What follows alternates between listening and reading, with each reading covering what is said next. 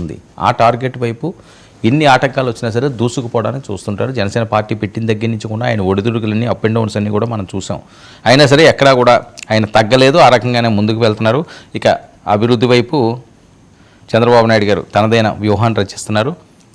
కొత్త సంవత్సరంలో ఎవరికి వారు పొలిటికల్ ఎత్తిగడ్డలు వేస్తున్నారు.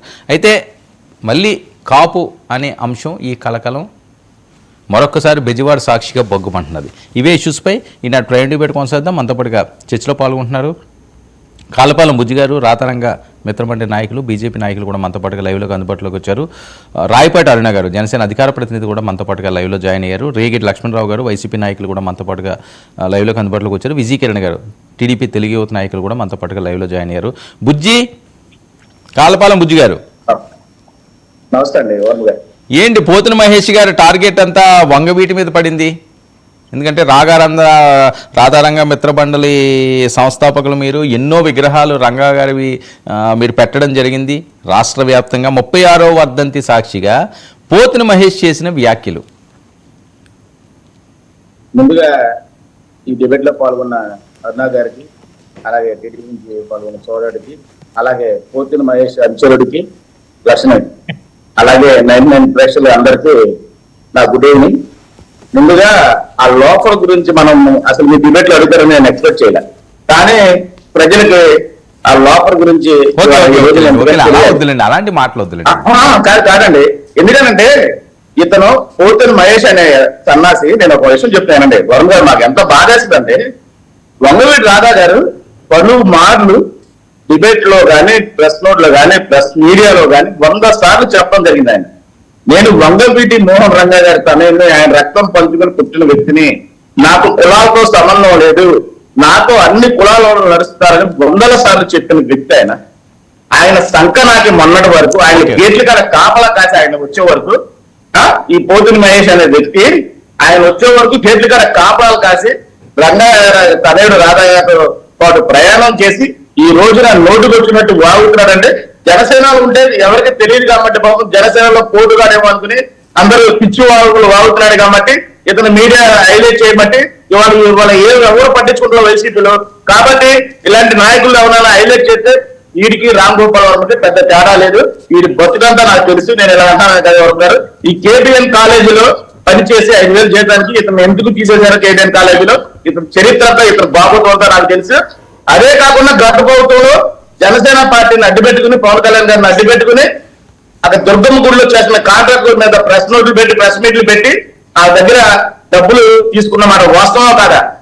నేను చెప్తా, ఒక నిజాయితీ గల వ్యక్తి అయితే పోతున్న మహేష్ అనే వ్యక్తి. నేను అమ్మవారి గుళ్ళోకి వస్తా, నువ్వు కూడా అమ్మవారి గుళ్ళోకి రా, నువ్వు అమ్మకి అప్పకి పుడితే మన ఇద్దరు ప్రమాణం చేద్దాం. నేను చెప్పినవన్నీ ఈ వాస్తవాలా కాదా? నువ్వు రాధాబాబు గారితో తిరిగింది వాస్తవా కాదా? రాధాబాబు గారు గేట్లు గారు కాపలా కాసింది వాస్తవా కాదా? ఆ రోజు రాధాబాబు మంచోడయ్యారా? ఇవాళ రాధాబాబు చెడ్డోడయ్యారా? ఇతను చెప్పే మాటలు ఎవరైనా నమ్ముతారా? ఇవన్నీ నమ్మశక్తివేనా?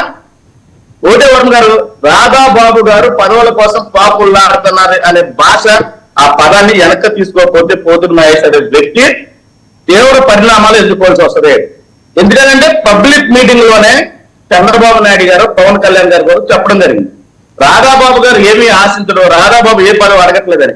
ఈ పోతున్న మహేష్ అనే వ్యక్తికి ఎవరైనా చెప్పారా పలానా పదవి అడిగారు మన రాధాబాబు గారు, అందుకే పదవుల కోసం పదవుల చుట్టూ తిరుగుతున్నారని? ఏ రోజు నన్ను అపాయింట్మెంట్ కోరారో ఈ రోజు వరకు చంద్రబాబు నాయుడు గారు కానీ, లోకేష్ గారు కానీ, పవన్ కళ్యాణ్ గారిని, రాధాబాబు గారు ఆయనంతా ఆయన లోకేష్ గారు వచ్చి కలవడం జరిగింది. అలాగే చంద్రబాబు నాయుడు గారు కూడా ఆయన పిలిపించుకుని మాట్లాడడం జరిగింది. కానీ ఈ ఇతనులాగా డబ్బుల కోసం పార్టీలు మారి, డబ్బుల కోసం ప్రెస్ మీట్లు పెట్టి కాంట్రాక్టులకి డబ్బులు తీసుకునే వ్యక్తిత్వం ఉన్న వ్యక్తులు ఎవరు లేరు విజయవాడలో. ఎవరు బతికేంటో నాకు అంతా తెలుసు. ముఖ్యంగా అతను పోతున్న మహేష్ నేను ఫస్ట్ నుంచి వ్యతిరేకిస్తున్నా, జనసేన పార్టీలో ఉన్నప్పటి నుంచి కూడా. వీళ్ళందరికీ పవన్ కళ్యాణ్ గారు వెనకాల ఉన్నాడు కదా అనే ఉద్దేశంతో అతను హైలైట్ చేయడం జరిగింది. ఆ రోజు నమ్మశెట్టి వాసు వీళ్ళందరినీ నేను చెప్పడం జరిగింది జనసేన వాళ్ళకి, ఇతను చాలా పావును పెంచుతున్నారు, మీరు పావును పాలు పోసి పెంచితే ఎప్పుడు కానీ మిమ్మల్ని కాటేస్తుందని చెప్పా.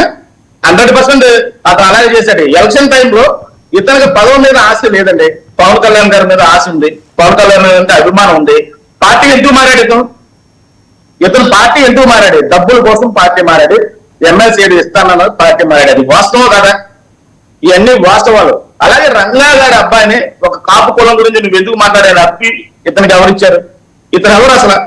పోతిన్ మహేష్ అనే వ్యక్తికి సంబంధం ఏంటి?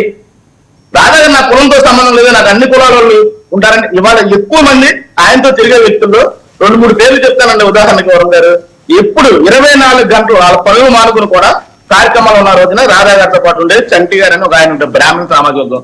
సుబానీ గారు ఉంటారు, ఆయన ముస్లిం సామాజిక. ఉదాహరణ చెప్తున్నా, ఇలాంటి 100 మంది అన్ని సామాజిక వర్గాలకు చెందిన వ్యక్తులు అక్కడ రాధా గారి దగ్గర ఉన్నారు. ఈ వ్యక్తి వచ్చి కాపులను బీసీలో చేర్చడానికి పోరాటం చేయడం, పదవుల కోసం పోరాడు. ఇతనికి తెలియని విషయాలు ఏంటంటే నిజాలు చాలా ఉన్నాయండి. 2004లో ఎమ్మెల్యే అయిన తర్వాత రాధాబాబు గారు కదా కృష్ణలంకలో పట్టాలు ఇచ్చింది, అది గుర్తున్నా?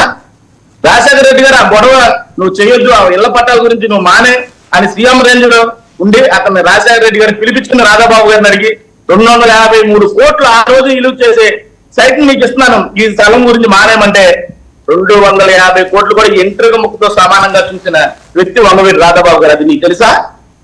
అలాంటివన్నీ నీకు తెలుసా? అప్పుడు నువ్వు రాజకీయాల్లో ఉన్నావా? ఓకే, నువ్వు రాజకీయాల్లో ఉండవు. అప్పుడు నువ్వు కుల సంఘాల్లో ఉన్నావు. అప్పుడు కుల సంఘాల్లో ఉండి బీసీ కులాన్ని అడ్డు పెట్టుకుని నువ్వు చేసిన బాగోతలన్నీ ఉన్నాయి. నీకు దమ్ము ధైర్యం ఉంటే 1-to-1 మాట్లాడటానికి నేను నీతో రెడీగా ఉన్నా. నువ్వు అది ఎలాగైనా చూసుకో. అంతేగాని మీడియా ఉంది కదా అని మీడియా ముందు వచ్చి నీ ఇష్టం వచ్చినట్టు చవాకులు వాగితే వాళ్ళ రంగా గారి అభిమానులు నేను సహించదు లేదు ఇవాళ. ఎందుకంటే ఇవాళ రంగా గారి అభిమానులు కొంచెం తక్కువ మంది చూసారు వర్మ గారు. ఆయన మాట్లాడిన భాష అంతా ఇవాళంతా 6 విగ్రహాల ఆవిష్కరణలో రాధాబాబు గారు ఉన్నారు. మేము కూడా ఇక్కడ లోకల్ అన్ని కార్యక్రమాలను ఇప్పుడు అన్నదానం జరుగుతుంది. ఈ డెబిట్ కావాలని దీనికోసం నేను రావడం జరిగింది, గంట పర్మిషన్ తీసుకుని. మాకు అన్నదానం కార్యక్రమాలు జరుగుతుంది. అలాంటి రంగా గారి కోసం కులం గురించి రంగా గారు చేశారా? ఈ సన్నాసి విజయవాడలో పుట్టి విజయవాడలో పెరిగితే ఒక చెప్పులు కుట్టే ఆదంని, ఒక రిక్షా కార్మికుని, తారీ క్లీనర్ని, డ్రైవర్ని కార్పొరేటర్ చేసిన ఘనత వంగవీటి మోహన్ రంగా గారిదండి. 40 సంవత్సరాల ముందే సామాజిక న్యాయం లేకపోతే అందరూ సామాజిక న్యాయం పాటించి అందరికీ అధికారం దక్కాలని చూసిన మహోన్నతమైన వ్యక్తి వంగవీటి రంగా గారు. అలాంటి ఆయన కడుపును పుట్టిన వంగవీటి రాధాకృష్ణ గారిని నువ్వు కులం గురించి మాట్లాడవండి. అసలు అతని కులం గురించి అతను మాట్లాడుకుంటాడు, నీకేంటి అసలు? ముందు నీ కులం గురించి నువ్వు మాట్లాడు. నీకు లాగా కులాల గురించి ప్రెస్ మీట్లు పెట్టి కులాలను అమ్ముకుని కులాలను తాకడ పెట్టేసి బతికిన బతుకు నీది. నువ్వు 2004-05లో నీకు బతుకేంటి మాకు తెలియదా? మా బతుకండి మేము 20 సంవత్సరాలు 30 సంవత్సరాల నుంచి ఫీల్డ్లో ఉన్నాం. మాదేంటి? నీకు రాగా అయితే రాధాబాబు గారు కొన్ని 1000 కోట్లకు ఆశపడే అయ్యేవాడు. ఇవాళ రాధా గారి పరిస్థితి ఏంటి?